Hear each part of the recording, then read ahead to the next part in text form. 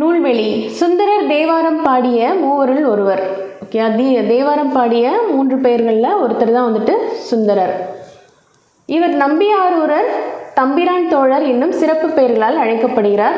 இவர் அருளிய தேவார பாடல்கள் 12 திருமுறைகளுள் 7ஆம் திருமுறையாக வைக்கப்பட்டுள்ளன.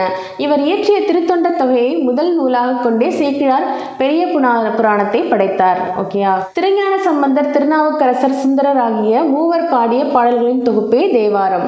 ஓகேயா. ஸோ திருஞான சம்பந்தர், திருநாவுக்கரசர், சுந்தரர் இவர்கள் 3 பேரும் பாடின தொகுப்பு தான் வந்துட்டு தேவாரம். இந்நூலை தொகுத்தவர் நம்பியாண்டார் நம்பி ஆவார். ஓகே. ஸோ இந்நூலில் சுந்தரர் பாடியுள்ள கேதார பதிக பாடல் ஒன்று இங்கு தரப்பட்டுள்ளது. தே + ஆரம் இறைவனுக்கு சூட்டப்படும் மாலை என்றும், தேவாரம் இனிய இசை பொருந்திய பாடல்கள் எனவும் பொருள் கொள்ளப்படும். பதிகம் என்பது 10 பாடல்களை கொண்டது. ஓகேங்களா. பாடறிந்து ஒழுகுதல்.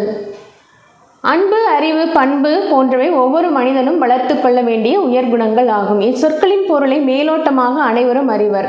ஆனால் அவை ஒவ்வொன்றுக்கும் நுட்பமான பொருள் உண்டு. இதனை விளக்கும் கலித்தொகை பாடல் ஒன்றை அறிவோம். ஓகே. அடுத்ததான் கலித்தொகை பாடல்.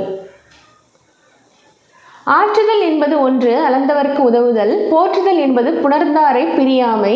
பண்பு எனப்படுவது பாடறிந்து ஒழுகுதல். அன்பு எனப்படுவது தன்கிளை சேராமை. அறிவு எனப்படுவது பேதையார் சொல் நோன்றல்.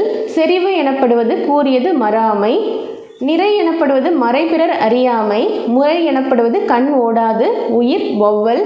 பொறை எனப்படுவது போற்றாரை பொறுத்தல். நல்லந்துவனார் அவர்கள் எழுதிய கலித்தொகை பாடல் தான் இது. ஓகேங்களா.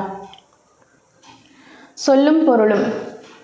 அளந்தவர் அப்படின்னா வறியவர். செறாமை அப்படின்னா வெறுக்காமை. நோன்றல் பொறுத்தல். போற்றார் பகை.